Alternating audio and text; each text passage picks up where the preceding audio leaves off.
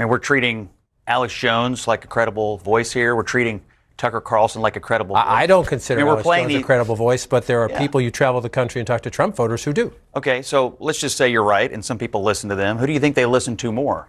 Those people or President Donald Trump? I know what the polling. Please like, subscribe, and share. Scott Jennings is clearly losing it as the MAGA movement starts to crack, with major figures like Megyn Kelly and Tucker Carlson pushing back against Donald Trump. We're going to break down clips of Jennings speaking with John King and Karen Finney about the growing tension within the MAGA base. I'll also give my take on what's happening. Let's dive in. Tonight, a MAGA revolt growing over the president's war with Iran, even as President Trump claims victory with a shaky ceasefire deal. Listen right here for yourself. Iran has basically gotten everything it wants in the agreement because Trump was desperate to open the Strait of Hormuz. This is a huge black eye to the United States. This thing, 39 days in, is a total and complete disaster, and we have been right about it. I am sick of this shit. I'm sick of it. Can't he just behave like a normal human? I mean, honestly, like the president, 388, yes, shut up. Shut up about that shit. You don't threaten to wipe out an entire civilization. We're talking about civilians just casually in a social media post. Those people who are in direct contact with the president need to say, no, I'll resign. I'll do whatever I can do legally to stop this because this is insane. And if given the order, I'm not carrying it out. I'm confused. I can't believe we went to this war. When we started bombing Iran, I was like, this can't be true. Supposedly, they're trying to stop the terrorists. That's crazy, though, if you're the terrorist. You know what I'm saying? Like, if you want to stop them, stand in front of the mirror. My political sources tonight, Karen Finney, former senior advisor to Hillary Clinton, and Scott Jennings, the former senior advisor to Senator Mitch McConnell. Thank you for being here. Scott, you may not agree with all those voices, but there are a lot of Trump voters out in America who listen to them. Maybe not all of them, but some listen to Tucker, some listen to Megyn, some listen to Joe Rogan, some still listen to Alex Jones. This is going to hurt.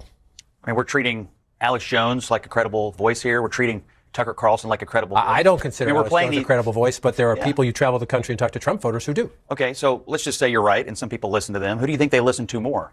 Those people or President Donald Trump? I know what the polling says, and I know what my instincts tell me is that Donald Trump runs the party, he runs the country, not the podcasters. They're welcome to have opinions, and I don't begrudge anybody having an opinion, and you could have a different opinion than Donald Trump. But I know who has more influence over the Republican Party and the conservative movement, and there's no doubt about it, and there has never been any doubt about it, really all that much for the last 10 years. So their opinions are fine, but the person in charge right now was in charge, is in charge, and will be in charge until he leaves office. Mike Cernovich, another MAGA influencer, one of the most popular on X, tweeted today, Trump ran on idealism. Good people trusted him. They feel deeply betrayed. I hear it every day. Just another lonely voice to you? Or Well, look, okay, I can also play I hear people saying every day that this is exactly what they voted for. They voted for a commander-in-chief to restore American strength on the world stage. They voted for a commander-in-chief to keep Iran from getting a nuclear weapon. They voted for a commander-in-chief who would do what the 7 previous presidents would not do, and that's deal with these people with a firm hand. So I hear things too. And again, everybody's welcome to an opinion. I don't begrudge anybody their opinion. But you can't deny that Donald Trump has always been a hawk on Iran. He's always said he would never permit them to get a nuclear weapon, and he's taking those actions to prevent that right now. That is the direction he is doing, and it shouldn't be a surprise to anyone because he's always been very clear that he believes they're fanatics, and he believes they cannot have a nuclear weapon, and he believes that dealing with them and cajoling them, they don't understand that language. They only understand the language of strength. I want to come back to some of that, but I want to let you into the conversation. So when you watch all that as a Democrat, you're celebrating. And I get your point. I get your point. I get your pushback. However, if you look at the polling, there's a slice of the MAGA base that doesn't like this. If you look at recent elections, the Republicans clearly have an enthusiasm and a turnout problem going back to 2025. And you could say special election, but there have been dozens plus now, and the Democrats have been winning. So you're not going to, you don't care to talk to them. But is there something Democrats should be saying to any Trump voter who might have just even paused or like, where are we? Sure. But two things. Number one, I think more influential than Donald Trump, and this goes to your question, is what people see and feel in their own lives every day. So when you go to the gas pump, if you're a farmer, we've had stories on all day on CNN today about the strain that farmers are feeling and the fear that they have when they're trying to plant for next year. So I think people trust their own pocketbooks. For Democrats, I think there's two pieces to this. One, speak to the anxiety, but talk about what we would do. One of the ways Democrats made inroads in the 2006 midterms. I happened to be at the DNC. I'm sure Scott remembers those midterms quite well. I do. I was at the we called them the salad days there at Bush White House. But it was a time, one of the things we were able to do, George Bush had, as you know, dramatically dropped in terms of people's faith in his ability around the Iraq War. Democrats didn't just have our critique about the Iraq War. We had ideas about what we would do differently and a positive agenda that spoke to the economic concerns. That's what Democrats need to do now is, speak to the concerns, because there are people, let's talk about this. There are people who feel like the president doesn't need to be using vulgarity when you're talking about, bombing people out of existence, who feel like that's not actually what I voted for, and it's a war of choice that is actually harming people here at home. So speak to that and encourage the fact that that's what people are feeling, but then give them something else. I suspect you're going to say, there you go again, to borrow an old term. We mentioned all those other voices in the Trump ecosystem, MAGA ecosystem. Marjorie Taylor Greene, the former congresswoman, Candace Owens, the podcaster who's out there on many things, they say Trump should be removed. You can have her, by the way. They say Trump should be removed. The 25th Amendment, saying his threat to end Iran civilization, to wipe a civilization. Please like, subscribe, and share.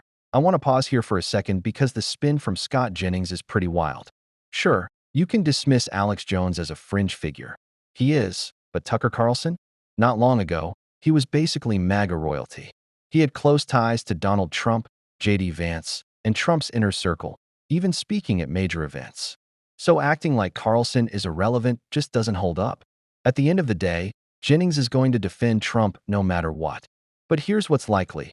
A few years from now, when Trump is out of office and deeply unpopular, a lot of these pundits, including Jennings, will pretend they were never on board.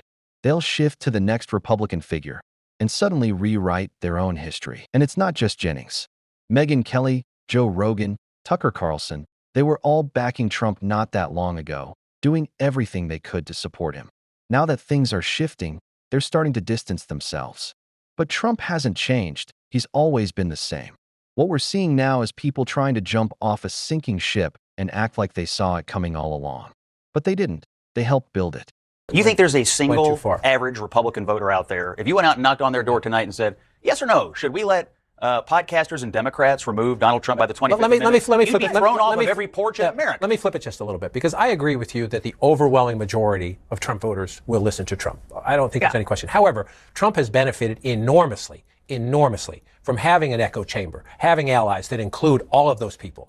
Right. Part of his success has been because of that. They've brought him into unconventional places in the electorate. They've brought out people who didn't vote before. They've helped him. You're shaking your head. You're one of them. You have a podcast now. It helps. It helps if people are echoing the president and saying he's right. I don't deny. If they have influence with his voters, it cannot help when they say he's wrong. I don't deny the usefulness of having surrogates and allies, but I think you're oversubscribing their importance and undersubscribing the importance of Trump himself. And I think, frankly, the only reason we're playing them on our air right now is because they're useful to a narrative. We don't consider these people to be credible at any other time until they are attacking Donald Trump. Otherwise, we call them crazy. Otherwise, we call them crazy. No, I'm being very careful about it, because I said I don't view Alex Jones as credible. I don't view Tucker Carlson as credible, or as a conservative, anyways.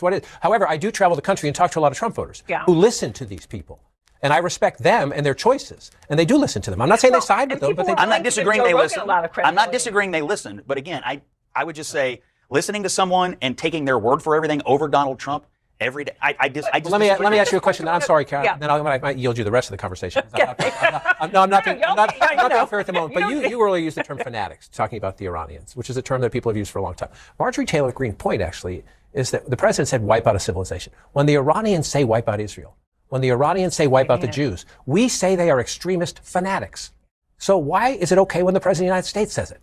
I think the president was speaking to them in terms and stark language that he thought would get their attention. And let's just draw a line between that moment when we didn't think a deal could be had until later that day when all of a sudden they were at the table and interested in possibly dealing. So I'm not going to take away the space of the commander in chief to deal with these people in the way that he thinks is best. And now we have the possibility of a deal. I understand it's ragged around the edges and there's, things going on, but he's dealing with them in the way. And by the way, he's always had pretty good instincts on Iran. He had them since they took power. He had him in his first term. And I think a lot of Republicans recognize that.